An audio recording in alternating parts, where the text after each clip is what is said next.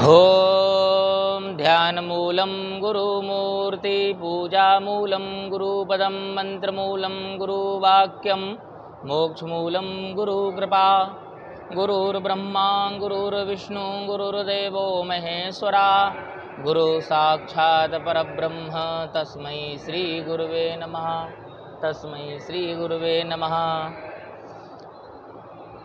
लक्ष्मीनाथसमारम्भां नाथयामुनिमध्यमाम् अस्मदाचार्यपर्यन्तां वन्दे गुरुपरम्परां। नारायणं नमस्कृत्य नरो चैव नरोत्तमं देवीं सरस्वतीं च व्यासं ततो देवमुदीरयेत्।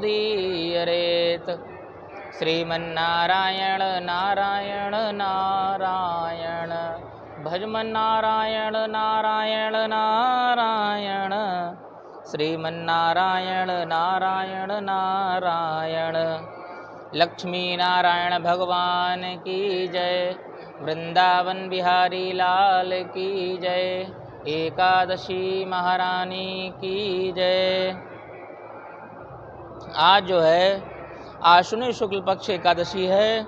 इस एकादशी का नाम है पापांकुशा एकादशी। और ये एकादशी जो है सभी पापों का हरण कर लेती है। जो जाने अनजाने में इस जन्म में पूर्व जन्म में हुए हैं उन सभी पापों का जो है ये हरण करती है। इसीलिए इस एकादशी का नाम पापांकुशा है। धर्मराज युधिष्ठिर कहते हैं कि हे मधुसूदन, अब कृपा करके यह बतलाइए कि आश्विन के शुक्ल पक्ष में किस नाम की एकादशी होती है। तब भगवान श्री कृष्ण कहते हैं कि राजन, आश्विन के शुक्ल पक्ष में जो एकादशी होती है वह पापांकुशा नाम से विख्यात है। वह सभी पापों का हरण करने वाली तथा परम उत्तम है।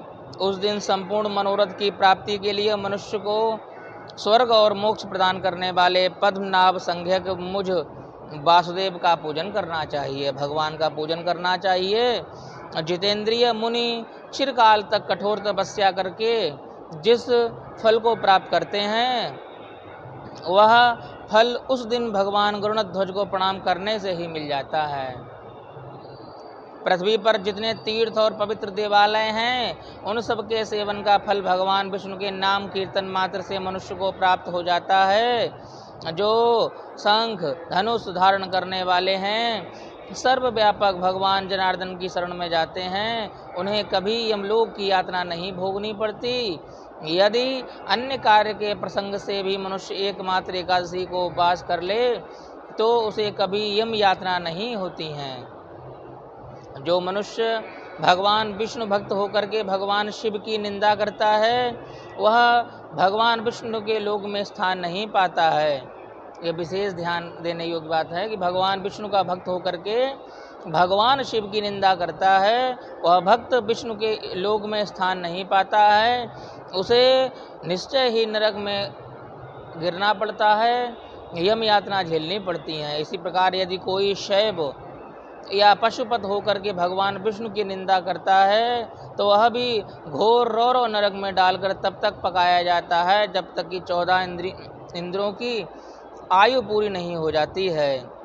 एक एकादशी स्वर्ग और मोक्ष प्रदान करने वाली है, शरीर को निरोग बनाने वाली है तथा सुंदर स्त्री धन एवं मित्र देने वाली है।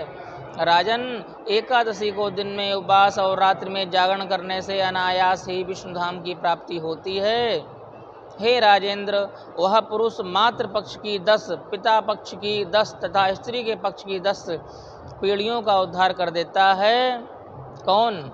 एकादशी व्रत करने वाले सभी मनुष्य दिव्य रूपधारी चतुर्भुज भगवान गरुड़ की ध्वजा से युक्त, हार से सुशोभित और पीताम्बरधारी होकर के भगवान विष्णु के धाम को जाते हैं। एकादशी, आज की एकादशी का यदि व्रत कर लिया जाए और विधि पूर्वक कर लिया जाए तो मातृ पक्ष की 10 और पिता पक्ष की 10 और स्त्री के पक्ष की 10 पीढ़ियों का उद्धार हो जाता है जिनका मोक्ष नहीं होता है। आश्विन के शुक्ल पक्ष में पापांकुशा का व्रत करने मात्र से ही मानव सब पापों से करके श्री हरि के लोक में जाता है। जो पुरुष सुवर्ण, तिल, भूमि, गौ, अन्न, जल, जूते और छाते का दान करते हैं वह कभी भी यमराज को नहीं देखते। हे नृपश्रेष्ठ, दरिद्र पुरुष को भी चाहिए कि वह यथाशक्ति स्नान दान आदि क्रिया करके अपने प्रत्येक दिन को सफल बनावे। जो होम स्नान जप ध्यान तथा यज्ञ आदि पुण्य कर्म करने वाले हैं, उन्हें भयंकर यम यातना नहीं देखनी पड़ती। लोक में जो मानव दीर्घायु धनाढ़ कुलीन और निरोग देखे जाते हैं, वे पहले के पुण्यात्मा हैं और पुण्य करता हैं। पुरुष ऐसे ही देखे जाते हैं।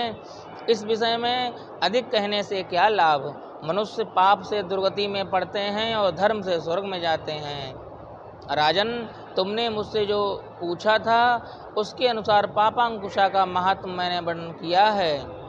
इसे करने से मनुष्य सभी पापों से मुक्त होकर के अंत में भगवान के परम धाम श्री वैकुंठ धाम को जाता है। इसमें तनिक भी संदेह नहीं है। इसी के साथ में ये पापांकुशा नाम की एकादशी का महात्म जो है वो यहीं संपन्न होता है।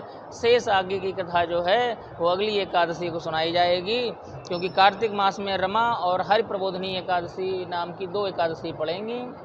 बोलो एकादशी महारानी की जय, एकादशी महात्म की जय, लक्ष्मी नारायण भगवान की जय। जय जय श्री राधे सीताराम।